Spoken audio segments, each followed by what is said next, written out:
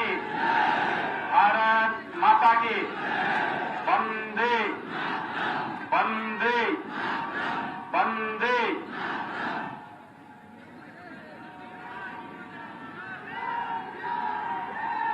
आज की इस चुनावी सभा में उपस्थित भारतीय जनता पार्टी के प्रदेश के महामंत्री, पूर्व सांसद श्रीमान जनक चवार जी, राज्यसभा के सांसद श्री सतीश चंद्र दुबे जी, भारतीय जनता पार्टी के जिला के अध्यक्ष श्री दीपेंद्र सर्राफ जी, जदयू के अध्यक्ष श्रीमान शत्रुघ्न कुशवाहा जी,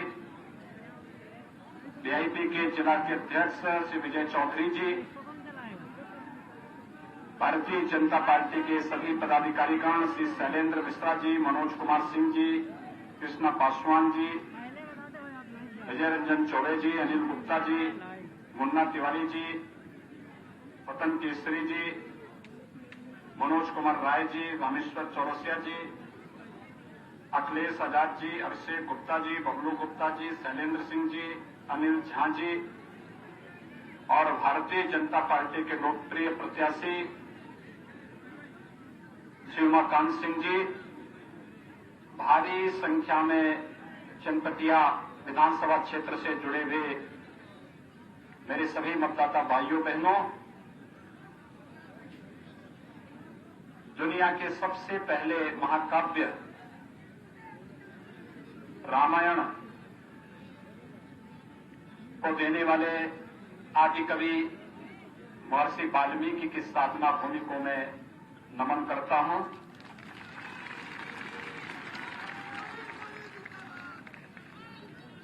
यह धरती माता हम सब के लिए वैसे तो पूज्य है ही, लेकिन यह मान्यता है कि रामायण काल में माता सीता की समस्थली के रूप में भी इस धरती को यह सौभाग्य प्राप्त हुआ कि उस कालखंड के सुनहरे दौर को सजोने का अवसर इस पश्चिमी चंपारण क्षेत्र की जनता को प्राप्त हुआ है।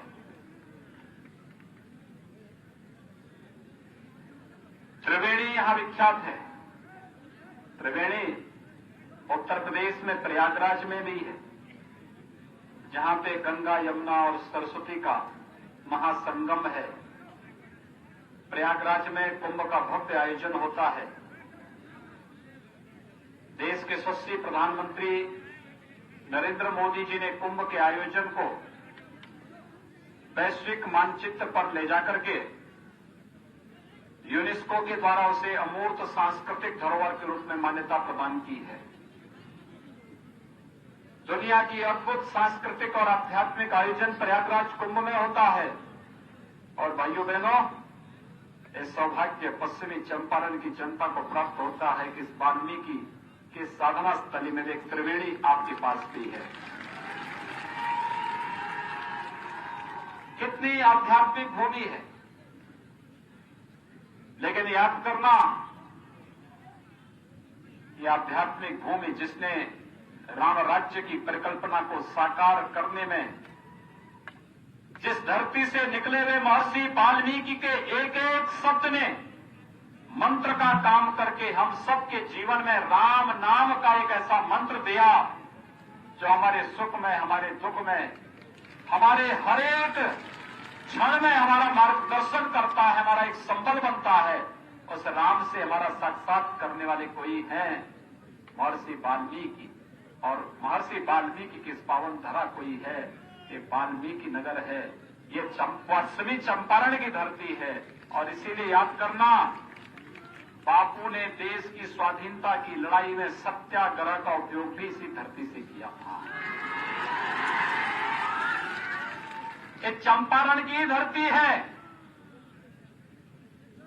जहां पर सत्याग्रह शब्द का उपयोग करके लोकतांत्रिक तरीके से हम लोग अपनी बातों को मनवाने की ताकत रख सकते हैं, और वह कार्य बापू ने इस धरती को चुना था। इसलिए मैं इस धरती को कोटि कोटि नमन करते हुए आप सबका हृदय से अभिनंदन करता हूं।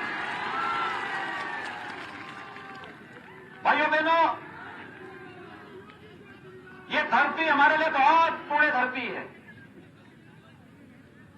वर्तमान में हम सब वैश्विक महामारी कोरोना से लड़ते हुए, जूझते हुए प्रधानमंत्री मोदी जी के नेतृत्व में कोरोना को पस्त करते हुए आगे बढ़ रहे हैं। और प्रधानमंत्री मोदी जी ने देश के नाम पर अपील एक ही बात के लिए की है, जब तक दवा या वैक्सीन नहीं आ जाती तब तक एक मंत्र का पालन जरूर करें।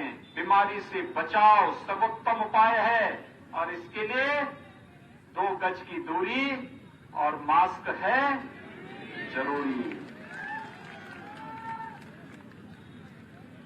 बिहार के लोगों ने और इस देश के लोगों ने अद्भुत काम किया कोरोना के खिलाफ लड़ते हुए। आप सबका मैं अभिनंदन करता हूं कि कोरोना से जूझते हुए उत्साह और उमंग में कमी नहीं लाते हुए, स्वयं के सुख और चैन को हटाते हुए आपने अपने पर्व और त्योहार, अभी शारदीय नवरात्रि को भी, विजयादशमी के आयोजन को भी पूरी भव्यता के साथ मनाया है। और लोकतंत्र के इस पर्व में भी इतनी भारी संख्या में यहां पर उपस्थित होकर के अपने आप को लोकतंत्र के प्रति अपनी प्रतिबद्धता को दोहराने का कार्य भी आप कर रहे हैं। यह अद्भुत संगम है, क्योंकि संगम की धरती है। और इसीलिए कोरोना कालखंड में जब दुनिया पस्त थी, तब प्रधानमंत्री मोदी जी के नेतृत्व में भारत मजबूती से अपने गरीबों के लिए, अपने किसानों के लिए, अपने नौजवानों के लिए, महिलाओं के लिए नई नई योजनाओं को बनाने का कार्य कर रही थी। पहले चरण में 1,75,000 करोड़ रुपए का प्रधानमंत्री गरीब कल्याण पैकेज की घोषणा, देश के 80 करोड़ लोगों को अन्न देना, निःशुल्क अन्न देने की व्यवस्था करना, जनधन अकाउंटधारी हर महिला के खाते में 500 रुपए उपलब्ध करवाना, हर किसान के खाते में प्रधानमंत्री किसान सम्मान निधि की 2,000 रुपए की राशि कोरोना कालखंड में उपलब्ध कराने का कार्य करना, वृद्धजनों को, विधवा महिलाओं को, दिव्यांग जनों को अग्रिम पेंशन देने की व्यवस्था करने का कार्य लेकर किसी ने क्या, प्रधानमंत्री मोदी जी के नेतृत्व में नीतीश कुमार जी ने बिहार के अंदर कुशलतापूर्वक इस कार्य को आगे बढ़ाया। कल्पना करिए, जो बिहार की धरती लोकतंत्र की आदि धरती रही हो, जिस धरती ने वैशाली जैसा साम्राज्य दिया हो, पाटलिपुत्र जैसा साम्राज्य दिया हो, दुनिया के अंदर भारत के स्वर्ण युग की शुरुआत करने वाली बिहार की धरती और रामायण काल का स्मरण कराने वाली धरती, गांधी जी के सत्याग्रह का स्मरण कराने वाली धरती को 15 वर्ष पहले कांग्रेस और राजद की सरकार ने अराजकता और जंगल राज में बदलने का काम किया था।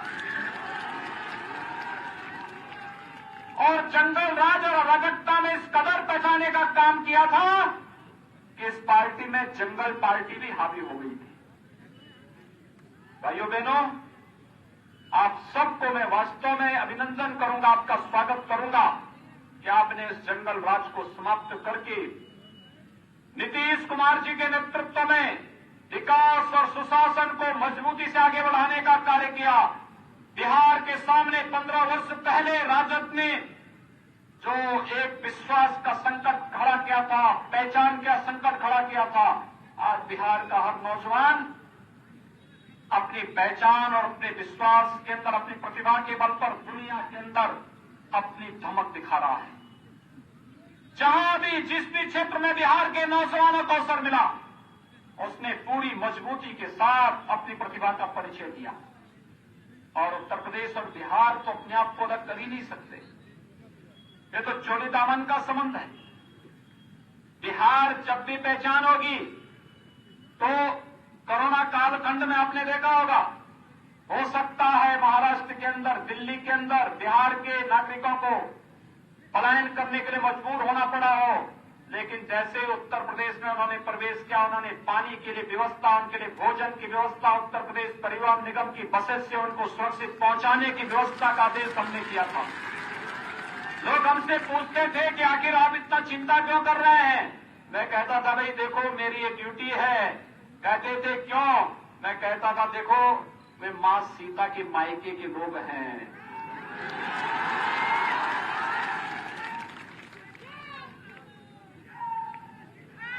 क्योंकि मेरे लिए तो वह एक अद्भुत क्षण था, कष्ट था हमें भी आपको भी, लेकिन साथ साथ हम लोग विपरीत परिस्थितियों में जूझते हुए हर एक गरीब का, हर एक नौजवान का, हर एक मजदूर का सम्मान की रक्षा भी करेंगे और उसकी रोजी रोटी की व्यवस्था भी करेंगे। और भाइयों बहनों, हमने इसीलिए आदेश दिया था, प्रधानमंत्री मोदी जी ने इसीलिए अपील की थी कि पूरे देश को एकजुट होकर के इस कोरोना के खिलाफ लड़ाई लड़नी है। और भाइयों बहनों, हम लोग किसी मजबूती के साथ इस लड़ाई में आपके साथ खड़े थे। आज मैं आपके बीच इसीलिए आया हूं, बिहार में जंगल राज पैदा करने वाले लोग एक बार फिर से आप लोगों को रोजगार का झुनझुना दिखा करके जनता की आंखों में धूल झोंकने का कार्य कर रहे हैं। आप सब जानते हैं ये लोग वही लोग हैं जिन लोगों ने 15 वर्ष पहले गरीब को मकान, गरीब को विद्युत कनेक्शन, गरीब को रसोई गैस का कनेक्शन, गरीब को स्वास्थ्य की सुविधा, गरीब को खाद्यान्न देने की बजाय ये तो नहीं दे पाए, लेकिन भाइयों बहनों, मूक पशुओं के चारे को भी जो लोग हजम कर गए हों, वे लोग आज रोजगार का झुनझुना दिखाने का प्रयास कर रहे हैं।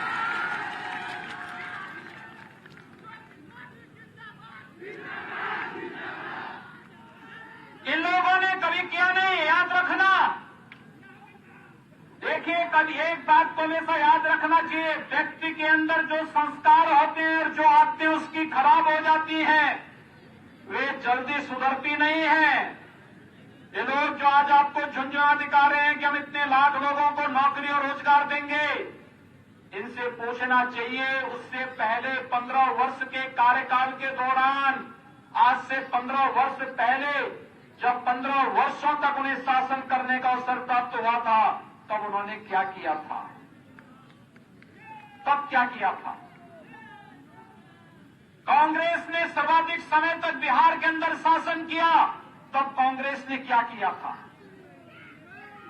भाइयों बहनों, विकास में कोई बाधक है तो बाधक है जातिवाद की राजनीति, क्षेत्र और मत और मजहब के आधार पर राजनीति।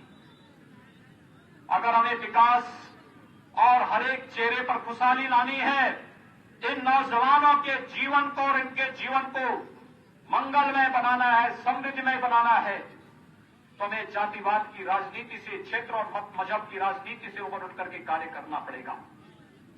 इसके लिए मजबूती के साथ आगे आना पड़ेगा।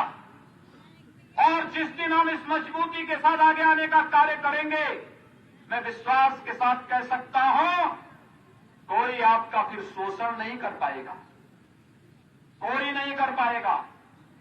नहीं तो जाति और मजहब की राजनीति, तुष्टीकरण की राजनीति कहीं पर किसी माफिया को पनपाती है, कहीं पर किसी अपराधी को पनपाती है, और ये अपराधी और माफिया अंत में जनता का, किसानों का, नौजवानों का, व्यापारियों का पीड़न करते हैं, उनका शोषण करते हैं। इनको कभी नहीं पनपने देना। हमने तो उत्तर प्रदेश के अंदर एक ही नारा लगाया है, एक ही कार्य हो रहा है, अपराध और अपराधियों के प्रति जीरो टॉलरेंस। अगर कोई अपराध करेगा, अपराधियों को संरक्षण देगा। किसी गरीब का, किसी किसान का, किसी व्यापारी का संपत्ति को जबरन कब्जा करेगा तो उसके घर पर बुलडोजर चलाने की तैयारी कर दो।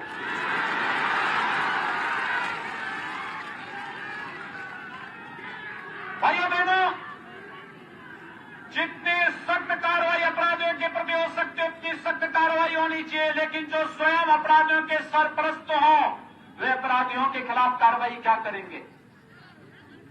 याद करिए, मोदी जी ने देश के अंदर प्रधानमंत्री बनने के बाद देश के अंदर राजनीति की धूरी को बदला है। आज भारत का सम्मान दुनिया के अंदर बढ़ा है, इसलिए क्योंकि मोदी जी जैसा यशस्वी प्रधानमंत्री भारत के पास है। याद करिए, 2014 के पहले कांग्रेस और राजद के नेतृत्व की यूपीए सरकार केंद्र में कार्य करती थी।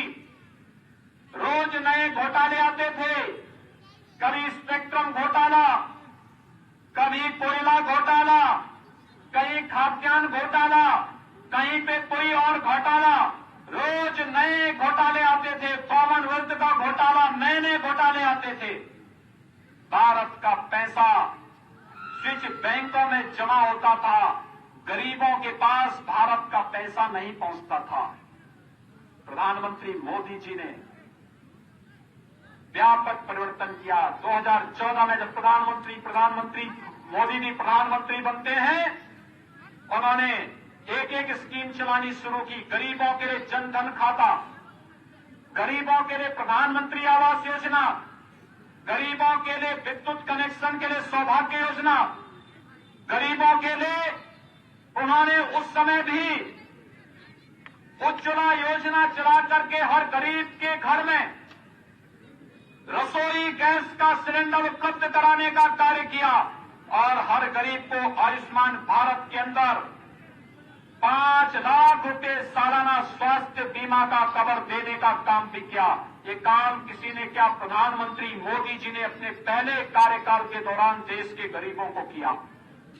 भाइयों बहनों, प्रधानमंत्री के पद पर दूसरी बार शपथ लेने के बाद प्रधानमंत्री मोदी जी ने बहुत स्पष्ट घोषणा की कि पहले 5 वर्ष गरीबों के कल्याण के लिए और अगले 5 वर्ष भारत के उत्थान के लिए। और भारत के उत्थान के कार्यक्रम को उन्होंने जिस मजबूती के साथ कार्य प्रारंभ किया है, आज आप देखते होंगे, पहले मुंबई में विस्फोट होता था, कांग्रेस की यूपीए सरकार थी, जब कहा जाता था कि पाकिस्तान ने आतंकवादी घटना करवाई है, पाकिस्तान को इसका जवाब दो, तो कांग्रेस के नेता कहते थे नहीं नहीं, पाकिस्तान के पास एटम बम है, ऐसा न हो कि पाकिस्तान एटम बम का दुरुपयोग कर ले। और याद करिए, जब कश्मीर के अंदर सीआरपीएफ के जवानों के काफिले पर पाकिस्तान त्रस्त आतंकवादियों ने हमला किया था, उसके ठीक 1 महीने के अंदर भारत के जवान, हमारे बहादुर आर्मी के जवान पाकिस्तान के अंदर घुस करके पाकिस्तान के आतंकी कैंपों को नष्ट करने का काम किया। ये है जज्बा। जैसे को तैसे का जवाब देने का यह कार्य कोई कर सकता है तो मोदी जी कर सकते हैं, भारतीय जनता पार्टी कर सकती है। भाइयों बहनों, एक भारत श्रेष्ठ भारत की इस परिकल्पना को साकार किया है मोदी जी ने। आज पश्चिमी चंपारण के लोग भी चाहेंगे कि उन्हें जम्मू कश्मीर के अंदर अपने लिए एक मकान बनाना है। कोई माई का लाल आपको रोक नहीं सकता, आप भी वहां पर अपनी जमीन खरीद सकते। कांग्रेस ने आपको इससे वंचित किया था। आज ये कांग्रेस किस मुंह से राजनीति में आपसे वोट मांगने के लिए आ रही है? ये ना आपको जमीन दे सकती है, ये ना आपको मकान दे सकती है। इसने ना केवल इसने गरीबों को शौचालय नहीं दिया, इसने गरीबों को विद्युत कनेक्शन नहीं दिया, इसने गरीबों को रसोई गैस से वंचित रखा, ये गरीबों को स्वास्थ्य सुविधा से वंचित की, गरीबों को खाद्यान्न की सुविधा से वंचित की। किस मुंह से ये वो लोग आज वोट मांगने के लिए आ रहे हैं? लेकिन मोदी जी ने एक व्यवस्था कर दी, कश्मीर से धारा 370 को सदैव के लिए समाप्त कर दिया। कश्मीर से धारा 370 का समाप्त होने का मतलब आप जानते हैं, आतंकवाद की ताबूत पर अंतिम कील ठोकना। आतंकवाद के लिए भारत की धरती पर कोई जगह नहीं। यह कार्य अगर किसी ने क्या, प्रधानमंत्री मोदी जी ने कहा है। और भाइयों बहनों, आज यही अपील करने के लिए मैं आपके बीच आया हूं। भारत की धरती आतंकवाद की धरती नहीं बन सकती। भारत की धरती राम, कृष्ण और शंकर की धरती है। भारत की धरती हमारे स्वतंत्रता संग्राम सेनानियों की धरती है। भारत की धरती हमारे ऋषि मुनियों की धरती है। भारत की धरती पर आतंकवाद और नक्सलवाद के लिए कोई जगह नहीं होगी। यही भारतीय जनता पार्टी का एक संकल्प है। सबकी सुरक्षा, सबका सम्मान, यही तो हमारा संकल्प है। और इसी संकल्प के साथ आज हम सब इस चुनावी सभर में आपके बीच आए हैं। बिहार की अस्मिता और बिहार की पहचान को देश स्तर पर एक बार फिर से पुनर्स्थापित किया है नीतीश कुमार जी के नेतृत्व में एनडीए सरकार ने। नहीं तो 15 वर्ष पहले यहां का नौजवान अपनी पहचान छुपाता था, लेकिन आज हर बिहारी गर्व के साथ कह सकता है मैं बिहार का नागरिक हूं। ये बिहार के लिए गौरव की बात होनी चाहिए। बिहार में डॉक्टर राजेंद्र प्रसाद जी जैसा महान स्वतंत्रता संग्राम सेनानी दिया। बिहार ने देश का प्रथम राष्ट्रपति बिहार में किया। और यही नहीं, जब कांग्रेस ने लोकतंत्र के गले को घोंटने का काम किया था, तब देश के अंदर समग्र क्रांति का आह्वान इसी बिहार की धरती में जयप्रकाश बाबू के नेतृत्व में ही हुआ था। ये बिहार की धरती है। भाइयों बहनों, मैं आपसे यही अपील करने के लिए आया हूं। बिहार की धरती कहीं भी अराजकता और जंगल राज को बर्दाश्त नहीं कर सकती, और इसीलिए आप सबसे अपील करने के लिए आया हूं। मैं पिछली बार आया था चुनाव प्रचार के दौरान। डॉक्टर संजय जायसवाल जी भारतीय जनता पार्टी के प्रत्याशी, मैं आभारी हूं। संजय जायसवाल जी को भारी मतों से लोगों ने चुनाव जिता करके भेजा था। आज वे प्रदेश के लोकप्रिय अध्यक्ष के रूप में अपना कार्य कर रहे हैं। भारतीय जनता पार्टी के प्रदेश अध्यक्ष के रूप में अपना कार्य कर रहे हैं। बहुत मजबूती के साथ, पूरी प्रतिबद्धता के साथ भारतीय जनता पार्टी को और एनडीए को जिताने के लिए लगे हुए हैं। और भाइयों बहनों, जब मैं उस समय आया था भारतीय जनता पार्टी के प्रत्याशियों के चुनाव समर्थन में, लोकसभा चुनाव के दौरान आया था, तब यहां के लोग मुझसे एक बात कहते थे कि योगी जी ये बताओ कि आप उत्तर प्रदेश में हैं, उत्तर प्रदेश के मुख्यमंत्री हैं, आप लोग नारा लगाते थे कि रामलला हम आएंगे, मंदिर वहीं बनाएंगे। अब बताइए, एक बात और बताइए, क्या तारीख भी बताएंगे? यही तो कहते थे लोकसभा चुनाव में लोग। भाइयों बहनों, हम तारीख बताने नहीं, हम तो कार्य करके आपके बीच आए हैं। 5 अगस्त 2020 को देश के यशस्वी प्रधानमंत्री आदरणीय मोदी जी ने अयोध्या में भगवान राम के भव्य मंदिर के निर्माण कार्य का शुभारंभ कर दिया है ना। 5 अगस्त 2020 को अयोध्या में मंदिर का निर्माण कार्य प्रारंभ हो चुका है अयोध्या में। और मेरी हार्दिक इच्छा थी बिहार के हर गांव से आमंत्रण देने की, मेरी इच्छा थी कि हर गांव का प्रतिनिधित्व हो। लेकिन भाइयों बहनों, चूंकि कोरोना था, भीड़ नहीं होने देनी थी, हमने लाइव प्रसारण करवाया था। आपने देखा होगा रामलला को जब चैत्र नवरात्रि के प्रथम प्रतिपदा के तिथि के दिन मैंने स्वयं अपनी गोदी में उठा करके नए मंदिर में विराजमान करवाया था, और उसके लिए आपको याद होगी। और 20 अगस्त 2020, 5 अगस्त 2020 को जब प्रधानमंत्री मोदी जी के कर कमलों से अयोध्या में भगवान राम के भव्य मंदिर के निर्माण कार्य का शुभारंभ किया था, वह तिथि भी आपके सामने थी। भाइयों बहनों, यह अद्भुत क्षण था। 500 वर्षों के बाद यह अवसर हमारे सामने किसके कारण आया? क्या कांग्रेस के कारण? क्या राजद के कारण? क्या किसी अन्य लोगों के कारण? किसके कारण? तो काम वही लोग कर सकते हैं। याद रखना, हम जो कहेंगे वो करके दिखाएंगे भी। बोलने में विश्वास कम करते हैं, करके दिखाने में विश्वास करते हैं, और यही भारतीय जनता पार्टी की पहचान है।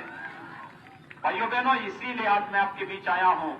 भारतीय जनता पार्टी ने इस विधानसभा क्षेत्र से, चनपटिया विधानसभा क्षेत्र से श्री उमाकांत सिंह जी को अपना प्रत्याशी बनाकर के आपके बीच में दिया है। वे जुझारू हैं, योग्य हैं, जनता की सेवा के लिए पूरी प्रतिबद्धता के साथ कार्य करने के लिए अपने आप को समर्पित किए हैं। लोग जाति, मत और मजहब के नाम पर आपके बीच आ रहे होंगे, लेकिन ये आपकी पहचान को समाप्त करने की एक साजिश है। जो लोग जातिवाद का नारा दे करके आपको गुमराह करके, रोजगार का नारा देकर के आपको गुमराह करने का कार्य कर रहे हैं, ये लोग पुनः बिहार के अंदर जंगल राज लाना चाहते हैं, भ्रष्टाचारी राज को पुनर्स्थापित करना चाहते हैं, यहां के व्यापारियों का, यहां के किसानों का फिर से शोषण करके जंगल राज ला करके जंगल पार्टी को पुनर्जीवित करना चाहते हैं। लेकिन ये कार्य भारतीय जनता पार्टी और जदयू की एनडीए सरकार कतई नहीं होने देगी। और यही अपील करने के लिए आया हूं, उमाकांत सिंह जी को भारी बहुमत से, कमल चुनाव चिन्ह पर भारी बहुमत से विजयी बनाने की अपील करने के लिए आपके बीच आया हूं। आप सभी सहमत हैं?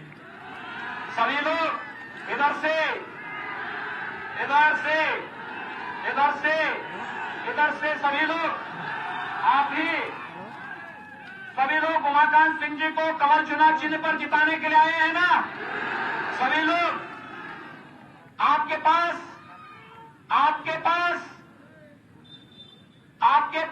स्मार्टफोन है ना? स्मार्टफोन है।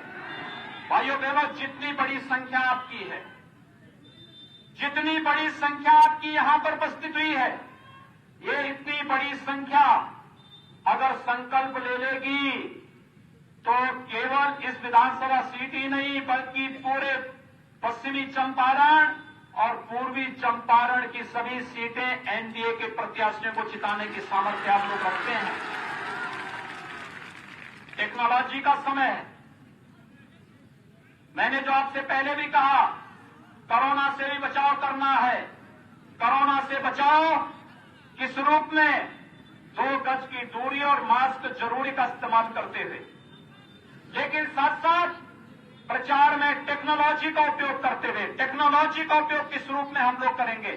टेक्नोलॉजी का उपयोग हम लोग अपने नातेदार, अपने रिश्तेदार, अपने मित्र, अपने शुभचिंतक और समाज के अपने सभी उन लोगों को जागरूक करेंगे, उन तक फोन करेंगे, एसएमएस करेंगे, उन पर अब मैसेजेस भेजेंगे और उन सबसे कहेंगे कि जहां भी भारतीय जनता पार्टी और एनडीए के प्रत्याशी चुनाव लड़ रहे हैं, उनके पक्ष में आप वोट करिए।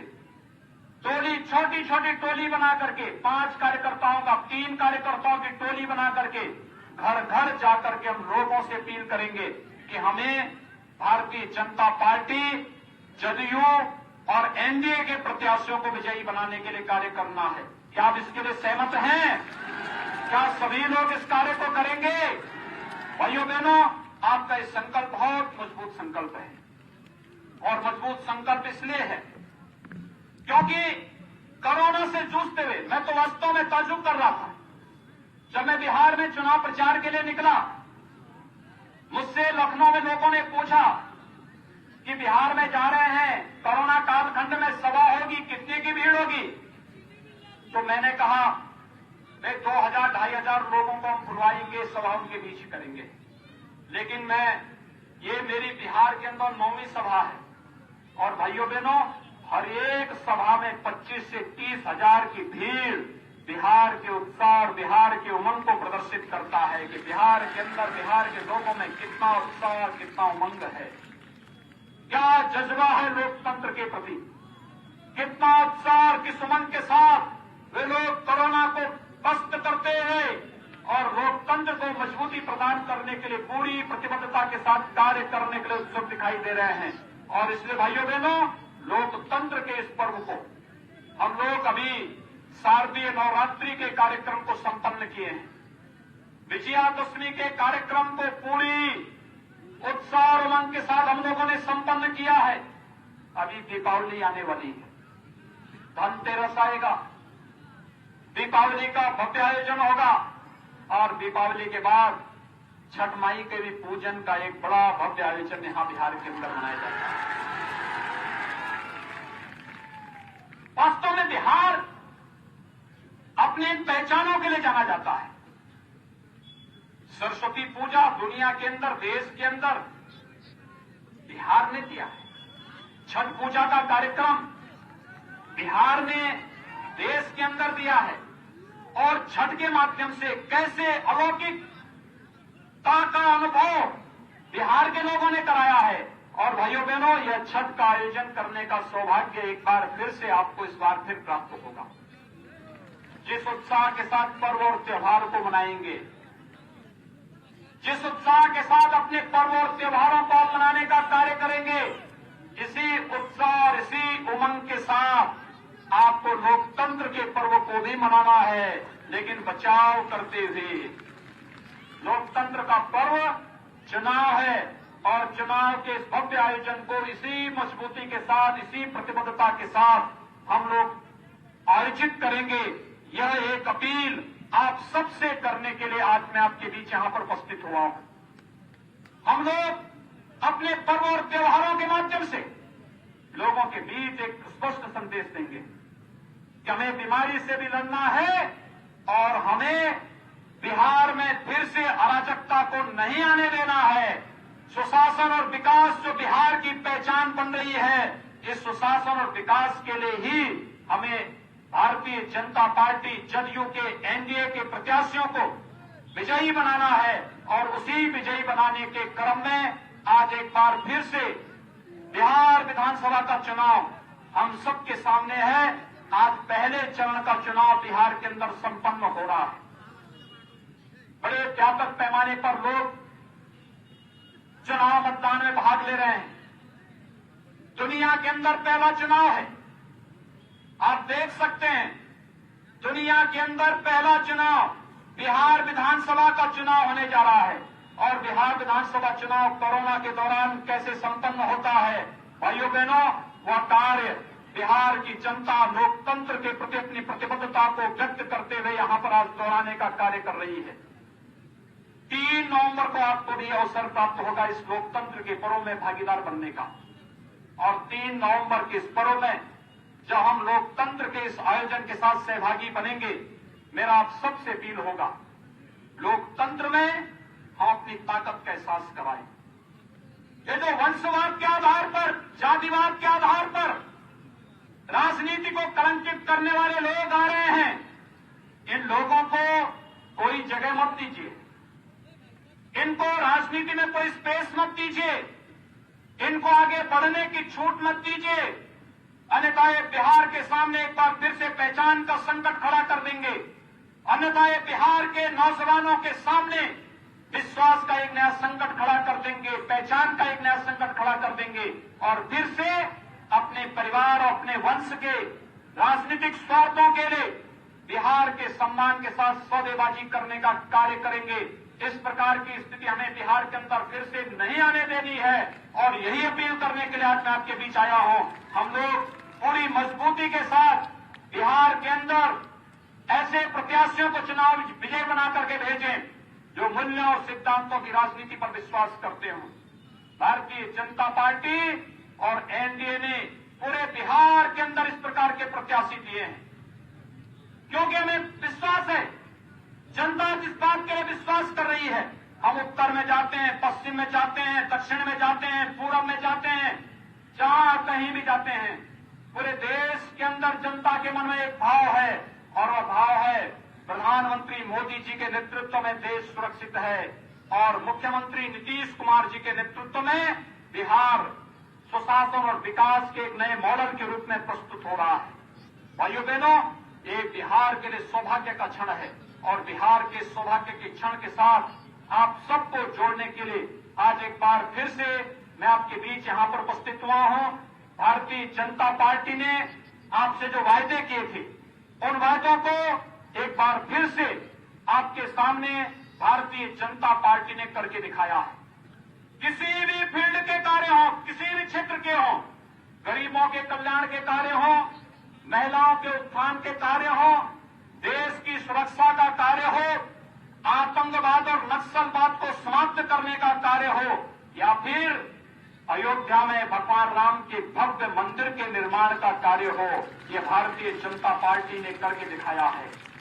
हमने केवल पूरी घोषणाएं नहीं की हैं, हमने जो कहा था सो करके दिखाया है, और जो करके दिखाया है आने वाले समय में भी हम इस बात के लिए आश्वासन देने के लिए आए हैं, जो आपकी सोच है वही हमारी भी सोच है, अलग नहीं है।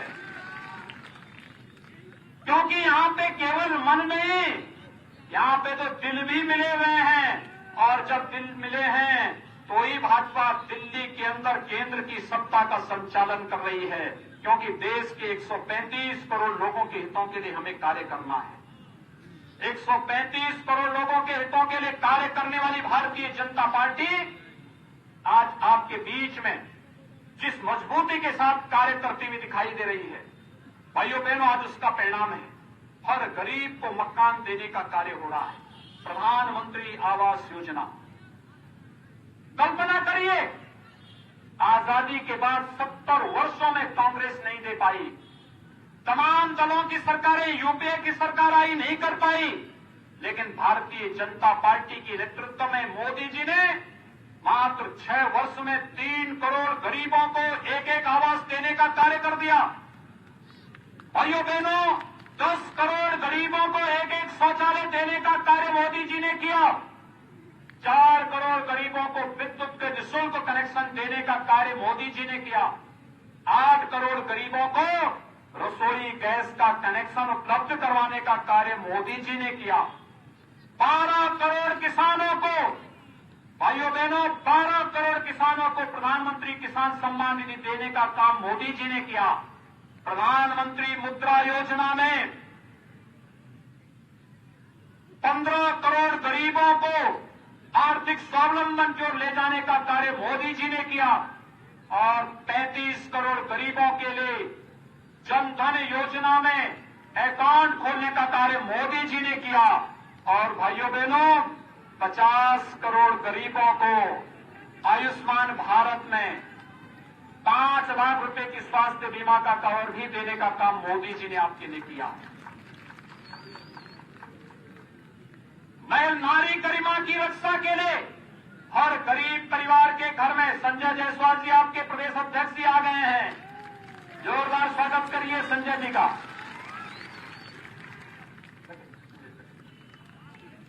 भाइयों बहनों, संजय जी आपके बीच आ चुके हैं, लेकिन याद करिए नारी गरिमा की रक्षा कैसे होती है। बेटी बचाओ बेटी पढ़ाओ का कार्यक्रम हो, चाहे 3 तलाक की कुप्रथा को सदैव के लिए समाप्त करने का कार्य ये प्रधानमंत्री मोदी जी के नेतृत्व में हुआ,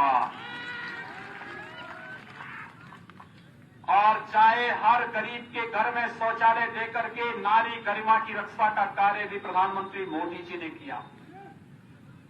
और भाइयों बहनों, चाहे आतंकवाद को समाप्त करने का कार्य हो, या फिर अयोध्या में भगवान राम के भव्य मंदिर के निर्माण के कार्य को आगे बढ़ाने का कार्य प्रधानमंत्री मोदी जी के नेतृत्व में संपन्न हो चुका है। और इसीलिए आज मैं आप सबसे अपील करूंगा कि इतनी भारी संख्या में अपने प्रदेश अध्यक्ष के सामने दोनों हाथ उठा करके आप मेरे साथ बोलेंगे, दोनों हाथ उठाएंगे मेरे साथ में, जय जय श्री राम, जय जय श्री राम, जय जय श्री राम।